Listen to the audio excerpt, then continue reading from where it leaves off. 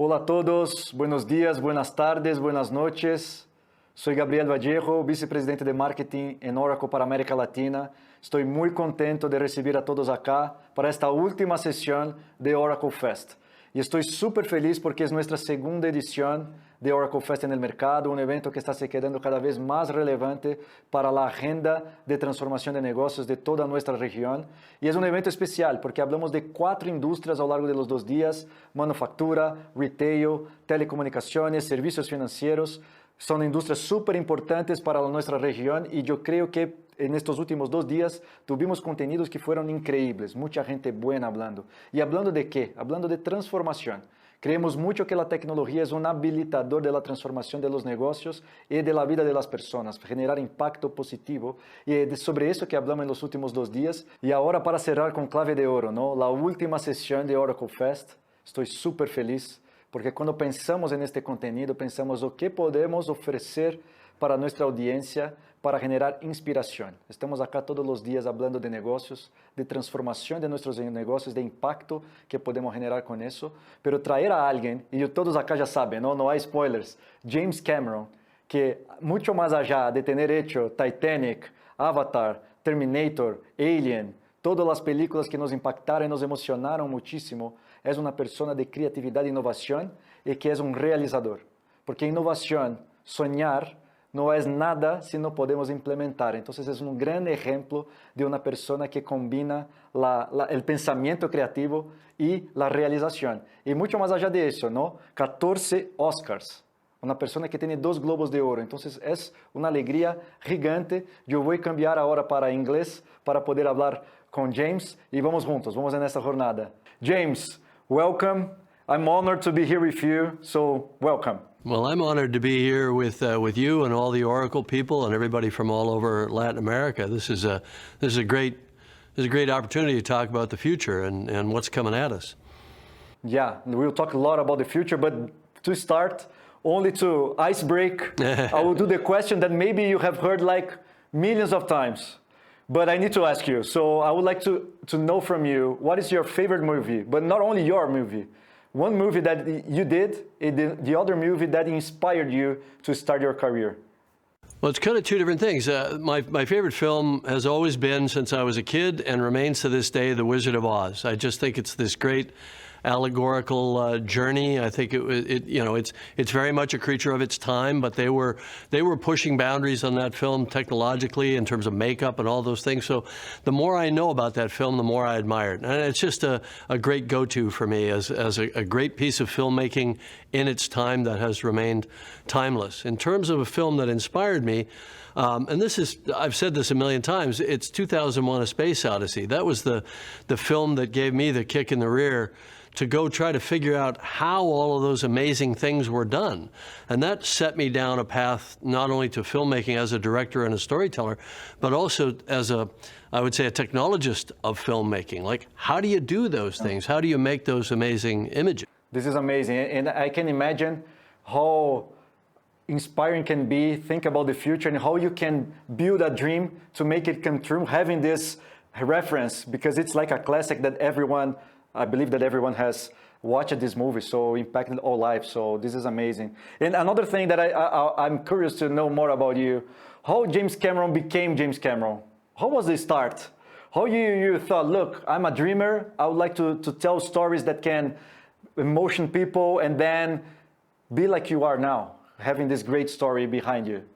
I think people are always who they are, So I look back at the drawings that I was doing in grade school, and I see a lot of the ideas that I later brought into my films and into my storytelling. So I was consuming movies and comic books, voraciously. I was responding to it not by becoming a hyper fan that knew every comic book character and every story, but by saying, wow, I want to do that. I want to learn how to draw like that. I want to learn how to tell stories in frames, in pictures. And then later, got my dad's little 8mm movie camera and started telling stories with moving pictures, So I think you're kind of, in a way, you're always who you are to an extent, But I think that, you know, life does offer you opportunities. And I always say, I say it to my kids, I say it to people that I mentor and so on.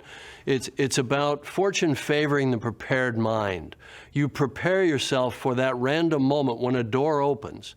And it only opens for a split second, but if you're prepared and you know what you're going to do on the other side of that door, you jump through it. Otherwise, you'll hesitate, and it'll close, and it'll go on, and you get enough of those doors coming and going. There's only a finite number in our lives. So the important thing, especially for young people, and it's not necessarily something that they're going to teach a class in, you have to teach yourself this class, which is how to prepare your mind for the things you want to be doing so that you're already conversant, so that you're already kind of a lay expert, if you will, so that when that door opens, you've got something to say, something to add, you know, to whatever that opportunity is. No, this is amazing. This is amazing. For me, when I hear this from you, I think about being curious 100% of the time and being fearless, right? Because these doors open so quick, and you have to enter in that and take advantage of this opportunity to make things to happen, right? Well, I'm gonna have a little bit of a theme during this, and I'll come back to it. And the theme is cautious fearlessness, right? Because it's all about this dynamic equipoise of studying a problem, being cautious, understanding where the pitfalls are, and then setting all that aside and plunging in. Right? And if you're not capable of doing both, you'll just go off like a bottle rocket and get yourself creamed, you know, doing something that you've got no business doing. On the other hand, you can sit and analyze risk all day long and never do anything. So it's this dynamic equipoise between those two things. Going deeper on that, we are here talking to an audience that is very, very special for us. We have companies of all sizes, many different industries, but one thing in common. Everyone here that is watching us believes in technology as an enabler of transformation. Yes. Even for business or for people's lives. And when we think about your work and everything that you have done, technology has an important role in everything that you did and the way that you conveyed your stories along the time. But I want to hear from you how challenging it was to make people to understand your vision and convince them to go in the same way as you believe that you should go to make things happen. Because I believe that this is really, really difficult when you are trying to build something from out of the blue that you never saw before. So I'd like to hear more about it. Okay, so here comes this dynamic equipoise again. You have to be patient. You have to know that people aren't going to necessarily hear a new idea favorably. It's going to be different than what's been done before. Maybe you're thinking 2 or 3 steps down the line. So you've got to pick your time and your place to do it. On the other hand, you've got to be impatient. You've got to, if somebody is an obstacle to you, you have to identify them and politely step around them. Not steamroll over them, just politely step around them and find another path, right? So it's this dynamic equipoise. You have to be impatient, you have to believe in it, you have to be passionate, and you project that passion to other people. Some will listen, some won't. And people that are obstacles, that are trying to hold you back, that are trying to stay locked into a prior paradigm that they're comfortable with, that they know works, you're going to have to go around them or convince them, right? So how do you know when you're at that right spot? Well, to me, that's where the kind of the fearlessness comes in. You can never anticipate every single problem that's going to come up with a new piece of technology. You know, you assemble a team, you assemble people that are problem solvers, that share your vision, right? And you know you're going to encounter obstacles. The trick to it is to not be defeated by that. When an obstacle comes up that nobody thought of and you think, oh my God, we're screwed because we should have thought of this. Well, no, you shouldn't, because you're doing something new. So of course you can't anticipate every problem. So, you know, I had that on the first Avatar film, for example. You know, we hit a wall one day in production. We just hit a wall. We couldn't proceed. They said, all right, let's get some chairs. Let's sit in the middle of the stage. This was on a production day where we're spending money like a taxi meter, you know. We all just sat down. I said, all right, everybody's discouraged right now. Don't be discouraged. This is how we know we're doing something cool. This is how we know we're at the bleeding edge, because nobody else has ever encountered this problem before. There's no lookup manual for us to figure out what the answer is here. The answer is going to come out of these minds at this table today, by the way, not tomorrow, and we're going to act on it, and we're going to continue. And that's exactly what we did, and we solved the problem.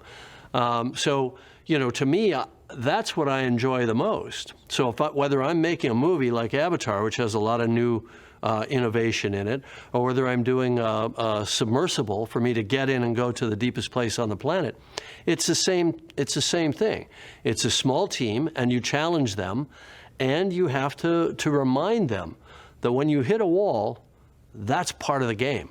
That's part of the game of innovation. And maybe for innovation, you need to hit the wall, right? If you're not hitting walls, maybe you are in the wrong way. Yeah, if it's too easy, somebody else has already done it. I read that you have to wait a little bit to produce the first Avatar, because you have so amazing idea in your mind, and the team had to work to design new technologies that wasn't in place at that time. How was this process for you and the team? Because it's about managing great talents, having the right time for that. How was the dynamic? Well, it was interesting. I mean, my partner and I at the time, Stan Winston, who was the famous creature designer, creator, and so on, he and I founded Digital Domain to really push CG and digital filmmaking. This was back in the early 90s. And I came up with the idea of Avatar to kind of be the prime project for that company, to really leap ahead of everybody else. And what we found was there were too many steps missing. There were too many tools that needed to be developed. So then that was a reality check or an ego check. You're not going to do it all yourself. It's important to realize that the world marches forward every single day with you or without you. And so I thought, all right, I'm going to take a step back here. We'll develop some tools, but I'm going to look across the landscape and see what other people are doing. And I'll know when that rain cloud is ready to rain. Right? So it was a good 10 years before I started to see clues that people had developed the tools to do kind of very, very highly realistic facial animation, capture of human performance, and so on. And I didn't wait until it was all just plug and play. I waited until I thought it was a place to jump in and then turbocharge on top of that. And that's what we did with the first Avatar film. We jumped onto a moving wave. It's a surfing analogy. And we built our tools on top of what other people were already doing. And that allowed us to really leapfrog ahead and do the work that we did on the first Avatar film. This is interesting because you have a great insight there that if you have to wait until the technology is ready, maybe you're not being innovative anymore. Yes. Because exactly. Everyone can access and copy it. So if you start first and help to develop it along the way, it's the best way for you to innovate. So this is really, really interesting. Yeah. And getting on this topic, James, go ahead, sorry. No, I was going to say, just don't wait until it's all plug and play. You know, just feel the zeitgeist, see what other people are doing. Take the pieces that you need. If you can license something, if you can license a piece of IP and absorb it and then build code on top of that, by all means do that. You don't have to reinvent the wheel every single time. And I was thinking hearing you that we have this audience that is really connected here, thinking about their businesses and how they can innovate, how they can be fearless to take this kind of decision and test, learn, makes mistakes, because sometimes you need to make mistakes to be better. So when I think about that, I see that business in some way is connected to creating movies, because it's a combination of art and science. In the business side, we have to understand people behavior. You need to understand the dynamic of the market, your operation, the way it goes, and connect this intelligence with technology and operate things. And in movies, I believe that is the same. How do you see technology in your creative process? And what comes first? Thinking about the technology, think about the idea, combining both. What is this for you? Well, it's a bit of a chicken and egg kind of thing. When I was designing Avatar, the movie, I was thinking of how can we apply all these new tools and tools that weren't even created yet to a movie to create alien landscapes, alien creatures, and alien, humanoids using human performance capture. So I knew that the tech would be driven by the story. But I don't normally do that. Normally, I just figure out the story first. I let my imagination run free, and then I start figuring what gaps there are in the technology. If something's already out there that I can just lease or license, I'm not going to spend my time and the energy of my team. But I'm also not afraid to fill in the gaps and create new technology. So, for example, the stereoscopic cameras that we used for Avatar, they didn't really exist. We had to create those, and a lot of the other tools that we used on those films. So it's very much a cycle where one feeds the other, in my mind. right? And I think there's probably a lot of similarity in other disciplines. Like, I don't know exactly what all of your people do in terms of their tech development or their marketing and client relationships and all that. It's very different, I'm sure. But what I find is there are common themes. So I do two very different things in my life. I do movies, storytelling on the big screen and the little screen, and I do exploration, scientific exploration, and I have to build special technology for that. In both cases, I'm working with small teams, right? And I have to provide the leadership for that team, but I also have to encourage them to solve the problems on their own and empower them and give them the space to make mistakes and all of those things. So the team management is almost identical in its essence, right? And I believe in this thing called team genius. You put a genius on a team, and it kind of messes the whole thing up because other people don't speak up. But if you think of the team as your genius and everybody feeds into it, we can be a genius together. And it's a concept called team genius that a friend of mine who's an oceanographer came up with and writes about. And it's how do you encourage everybody to step up within an environment where their voices are heard and respected, and where you solve problems as a group dynamically, and not through bureaucracy, not through a lot of reports, not through a lot of oversight and committee. Small teams working together in real-time collaboration, solving problems, and that's when those sparks happen. That's when those amazing cognitive leaps happen. It's when you're feeling that pressure of the group, and we're all looking at each other like, well, what are we going to do? How are we going to solve this? And I see that on the expeditions, because I've done 8 expeditions, and each one of them had at least a year of tech development before we went to sea. Wow. So that's 8 years of my life right there. And every movie has been the same. Different teams with different skill sets, but the overarching principles are exactly the same. And you're talking about shared talent instead of individual talents, right? Yeah, right, exactly. This is really important. I believe that this is the new era for us, combining good people to think about the same objective or problem and try to solve this together. I believe this is the best way. And you'll have rock stars on any team, and that's okay. And you need to support them and make sure that other people are willing and happy to help them, and that they're not biting off too much and are going to implode, under the pressure. I had a thing on my expeditions where everybody would meet at 8:15 in the morning, not 8:10. Not 8:16, 8:15. I did it like a psychologist. They always do their appointments on the quarter hour so that it's not generic, right? And everybody had to show up.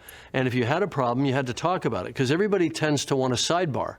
They want to talk to the 1 or 2 people that are in their related specific area, and they'll want to sidebar everything. I said, no, total radical transparency. If you got a problem, you get it out on the table, and somebody from another discipline may have an idea, or somebody may have a little capacity to step in and help you with it that you don't have in your own department or your own subgroup.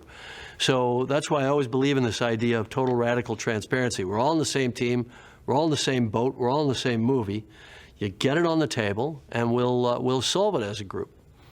And the curious thing is that we are talking about people, not only about the technology, because we know that technology is nothing without the people, right? So it's more important to have the great talents, and then we can solve everything instead of having only the technology itself, right? And it boils down to your communications modeling, right? Like, how do you internally in your own mind model your communications with other people? Some people respond to praise, some people respond to a challenge. Some people just want to be part of a team. Some people want to be solo performers. Some people are rebels.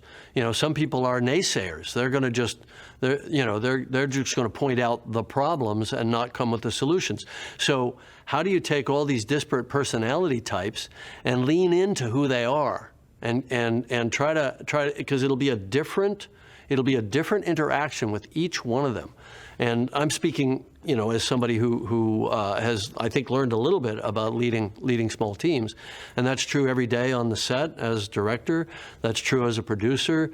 That's true as an expedition leader, or as kind of the head of an engineering team. I don't have a degree in engineering, but I've certainly got a degree in managing engineers, from the School of Hard Knocks. Yeah, I can imagine that. And you learn from them, right? Yeah, absolutely. actually to have the certification. We just need to be there, inspire them to do the best. And connecting with that, because I was thinking about Avatar and the concept that we have today. We are discussing metaverse now. But this is something that we were being discussed a long time ago when we saw the movie for the first time. How do you see this new moment that we are living, and what kind of technology or innovation you expect? Of course, I don't want to have any spoiler here. I will not ask you for any spoiler, but how this new world is influencing you to design new things for the next movies you are producing? Well, I think the first part of your question is about the world that we live in now, where we're seeing a heightened degree of interconnectedness around the world, but we're also seeing a heightened degree of fear and mistrust and hatred around the world. So I would have thought, if you had asked me 20 years ago, that I would have thought the internet would have brought us all together a lot more than it has. What it has done is it's allowed people to find groups everywhere and assemble their own subgroup that fits their worldview. So it's a form of confirmation bias.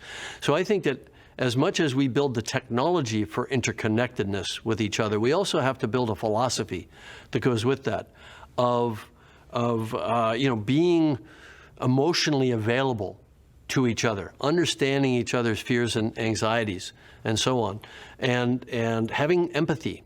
Because the technology doesn't necessarily do that on its own. We have to do that. We have to use that technology in a way that will get us through the problems that are ahead of us.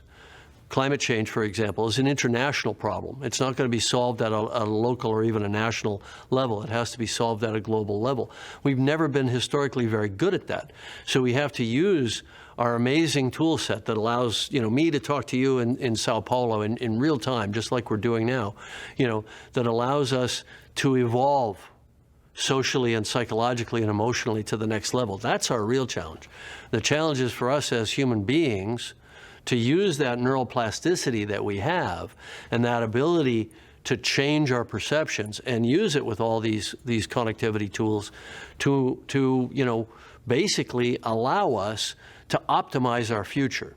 Yeah, makes total sense. And I was thinking here, because this global warming that you told now connects directly with all the problems that we are facing today.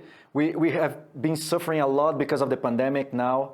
And one thing that become like the new trend is talk about ESG, that this concept. And I would like to hear from you, because I believe that all companies today, they are trying to connect better with society. They are trying to own their place in a way of responsibility to generate good impact to people. And how do you see this moment, and what's your purpose when you think about your expeditions, when you think about your movies? What moves you in this way that you can connect with society in many different ways to generate a good impact? How do you see all this moment that we are facing? I think if we think of a company as a group of people who are assembled for a reason, to help each other, to, whatever it is, to create something new, to generate market share, whatever it is, we have to also think of it as a clan and a family. What do families do? Whether they like it or not, they take care of each other. And I think the company's, the corporate mentality has to shift so that every company does its own self-analysis to look at its greater role in the person. Corporation is an entity. It's an individual. So what is its role in the world? Is it just making a product, or is it helping people live better lives? And these are questions that all CEOs, all boards, all people in management should be asking themselves. I think it's a redefinition of wealth, in a way. If the wealth is that we're doing good and we feel good about ourselves for doing it, that's a different kind of wealth than something you can point to on a balance sheet. But I think it has to be part of the equation, like really meaningfully become part of the equation, and not just in a kind of a greenwashing or a token way. And I see that all companies, or most of the companies now, has this awareness about the responsibility about it, and are starting to do many things. Here at Oracle, for an example, we strongly believe that we can change the world and do a small change in the world, empowering people to use technology to change their lives through businesses, or through education or entrepreneurship, innovation, diversity and inclusion. So this is something that really connects with us. and we see this as a very strong pillar that I'm talking about this here to inspire everyone that is watching us now to make the difference and to understand that today is the day. We have to do this right now, right? And that's what my yoga teacher always said, today is the day. And I said, well, what do you mean? And she said, today is always the day. Meaning, don't wait till tomorrow, get busy, go do something for other people. And you'll find it comes back to you, it enriches you. This is amazing. Get busy in a good way, be productive, you generate good impact, right? Yeah, exactly. Perfect. Time flies. We are almost in the end of this conversation. I'm very happy to be here. We only scratched the surface. It's an honor to be here. It's an honor. And I would like to hear from you to finish this conversation, giving even more inspiration to the audience. For you, 3 tips, 3 things that are really important for us to be ready for the future in a good way, to generate this good impact that we are talking about, to be fearless and creative, to take advantage of the open doors and make all the companies that are watching us to be ready for the future. Okay, because you asked for 3 things, I'm going to give you the 3 things that I always put on the whiteboard at the beginning of a new expedition project. When we're going into the unknown and we don't know what we're going to encounter and we're all excited and maybe a little anxious. So I always write out three slogans that I live by. The first one is hope is not a strategy, right? Don't hope that your tech is going to work. Test, really be analytical, be cautious. Don't hope that when you put something in the ocean, it's going to just function. You have to be ready. You have to bring your best game and your best rigor. I write, luck is not a factor, because the only luck you're going to get at sea is bad luck, right? So we have to be anti-entropic forces. Every one of us has to be an anti-entropic force. We're working against the tendency of the world to go toward chaos and dissolution. So there's nothing wrong with hope. It's just you have to know it's not a strategy. And don't rely on luck. Make yourself anti-entropic. Know that there's going to be chaos, that there are going to be things that are trying to tear your project apart or that are going to create obstacles, right? So these are both kind of cautious approaches, right? And then the third slogan I write, fear is not an option. If you're doing this work, if you're at the leading edge, if you're doing innovation, fear is not an option. You don't get to sit around and bite your nails. You have to be bold. You have to stride ahead. You have to understand the dynamic instability that allows us to move forward. When we take a step, we intentionally put ourselves off balance, and we catch ourselves. That's what that next footfall is. Then we do it again, and that's the next footfall, and we do it even more when we're running. So we've evolved for millions of years in this form of dynamic instability that causes us to continually be falling forward. And that's what you have to embrace and know about yourself and instill a kind of love and passion for that in your team. Then you can do anything. Then you'll get right up to the edge of the impossible and maybe go past it. No words to finish it. So I need to thank you a lot for this time. For me, it was an honor again. What amazing conversation, many insights. And I believe that all the audience was here all the time without blink to hear from you everything that you had to share. Thank you again, James, for your time. I'm very happy to have this conversation with you. Well, I wish you great luck going forward, and thanks for including me. Thank you. All right. Todos, agradezco muchísimo que estén acá, estuvieron hasta el final. Espero que tengan aprovechado muchísimo el contenido. Estamos acá para hablar de negocios, pero tener una persona tan inspiradora como James para nos enseñar tanta cosa, tantos insights valiosos que podemos llevar para nuestro día a día y hacer la transformación que tenemos que hacer en nuestros negocios. Agradezco muchísimo y quiero recordar a todos que si quieren mirar de nuevo, si quieren compartir con otras personas, vamos a tener un link que todos van a poder tener acceso a todo el contenido del evento. Muchas gracias. Vamos que vamos.